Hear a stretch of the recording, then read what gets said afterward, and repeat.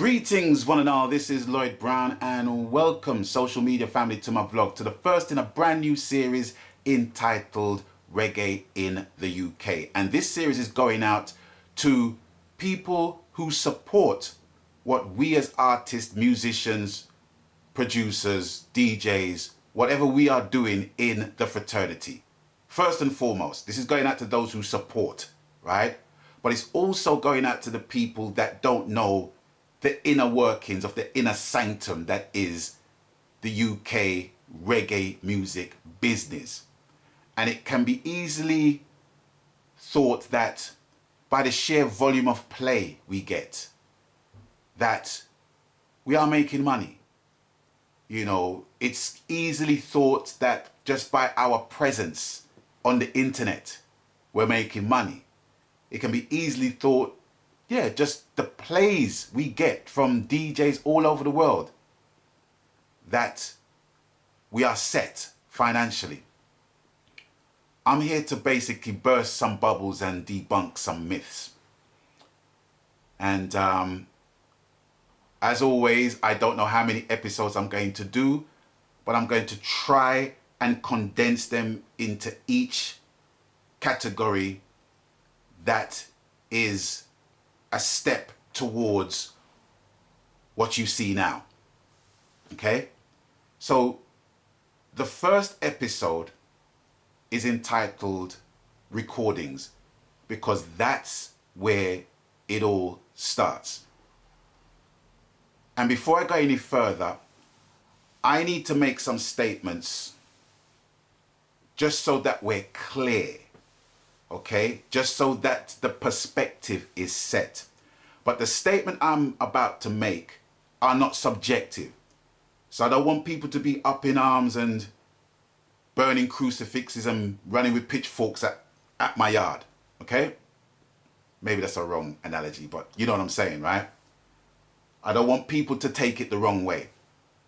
But it's all under a banner of it is what it is. Okay, bullet point number 1. Without recordings, DJs do not have a tool of their trade. It is what it is. Without recordings, there is nothing for promoters to promote on their stages in their venues. It is what it is. Without recordings, there is nothing for tour managers to put on the road domestically or internationally. It is what it is. Okay? Now, on the flip side of that,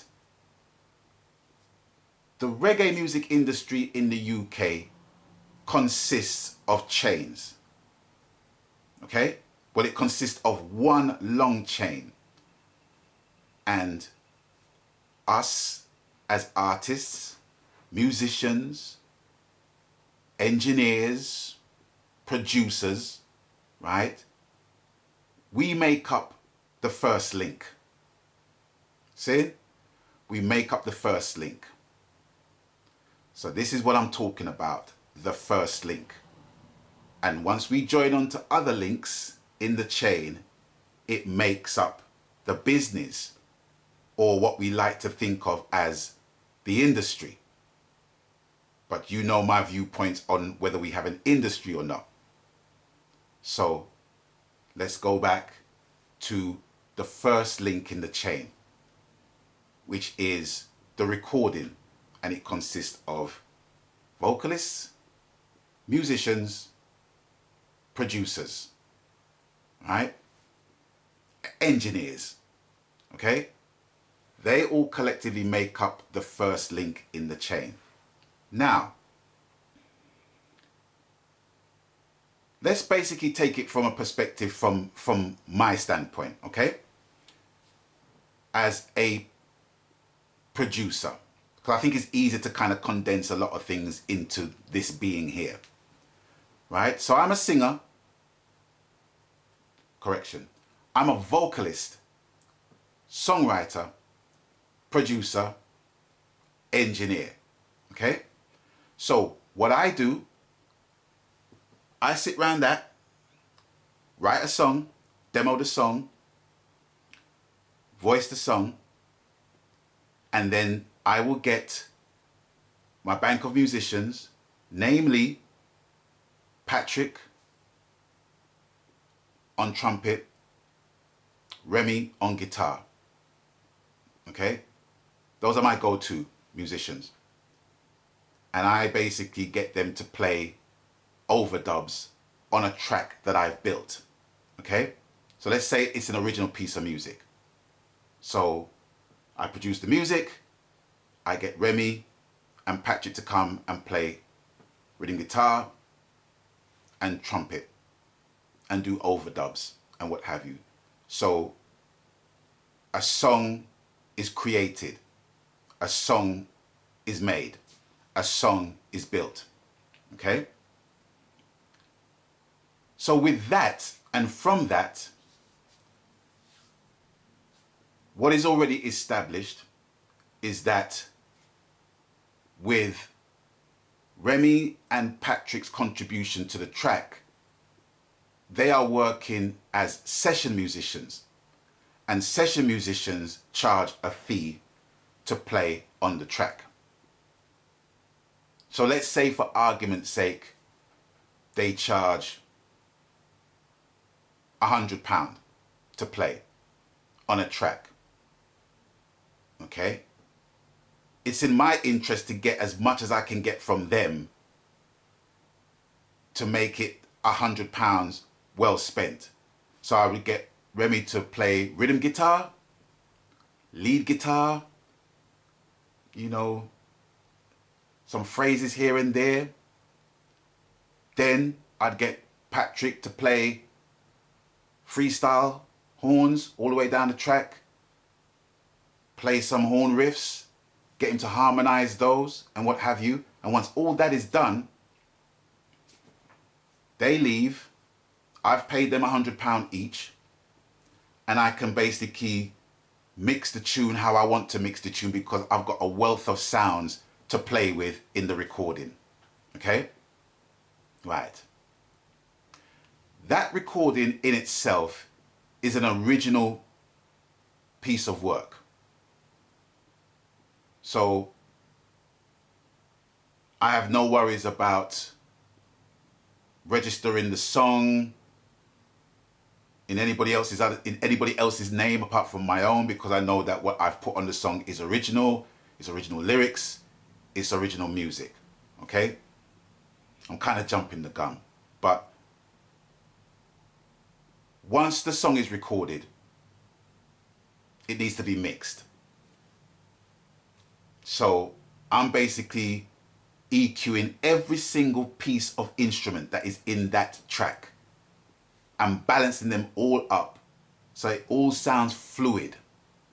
It all sounds like everybody's in the same place playing the rhythm, and there's effects put on the vocals and the horns and the guitars, and they all have a specific sound from the respective instruments that gives the sound a level of depth and broadness within it.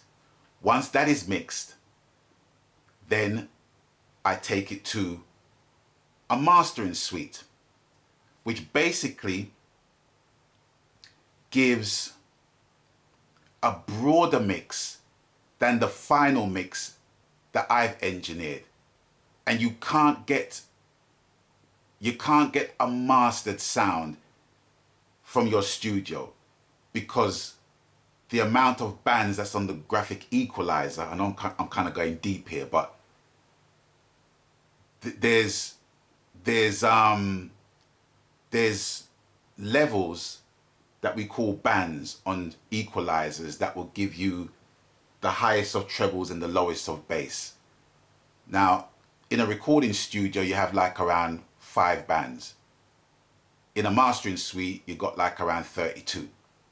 So that's giving you an idea of how broad the EQ can be in a recording. That's what needs to take place in a recording. That's how the recording needs to be treated before it goes anywhere. Okay? And that costs money. So already, let's say for example that the mastering cost another £100, just for argument's sake.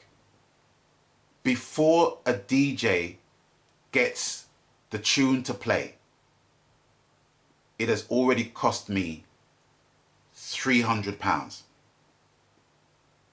Okay? It's cost me £300 to produce and master that tune. Okay? Once that is done, in order for me to recoup anything from that, I have to register the song. And that's when it goes to a publisher for it to be registered. So what they do, they basically just help identify who wrote what and what percentage goes to who. So in my case, I've written an original piece of music. I've written an original song. So I get 100% of the royalties. If it was a case where I'm voicing for a producer that has written, that has basically composed a piece of music, they'll get 50%, I'll get 50%. And it's down to the producer to basically pay for the mastering and pay for the session musicians. Okay?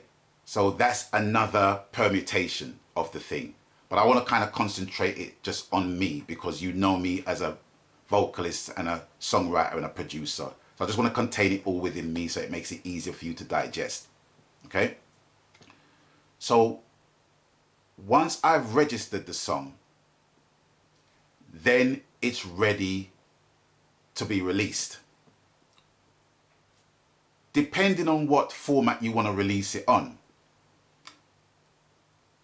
Some people will only release it as a download, but some people will release it on all formats. So let's take a CD, for example, okay? I want to release it on a CD. So I'm gonna have to press CDs. Now, how CD pressing plant works is that the more CDs you press, the less it will cost you. For example, if I wanted to press 250 CDs, it will probably cost me £250 to press 250 CDs. If I want to press 500 CDs, it might cost me £450. If I want to press 1,000, it might cost me £800. So it's in my interest to press as many as I can, so when I sell them as merchandise, I can get the money back. I can probably sell the CD at £5 a pop or £3 a pop. Because I've pressed it for more or less £1 a copy, I can basically make a markup of 80% if I'm that greedy. So think of that process with pressing vinyl. It's the same thing, okay? But like I said, even before a DJ has got it, or even before it's in the marketplace, money is spent. So let's say that I'm pressing 250 CDs. I've paid £250. So already with CDs, session fees and mastering, it's 250, right?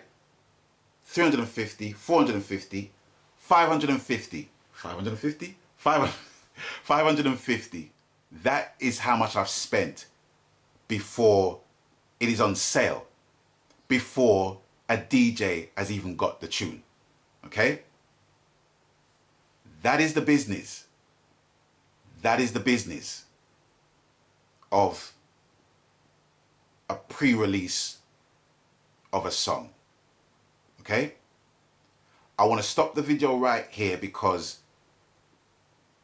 the next episode is going out, or the next episode is going to pertain to promotion.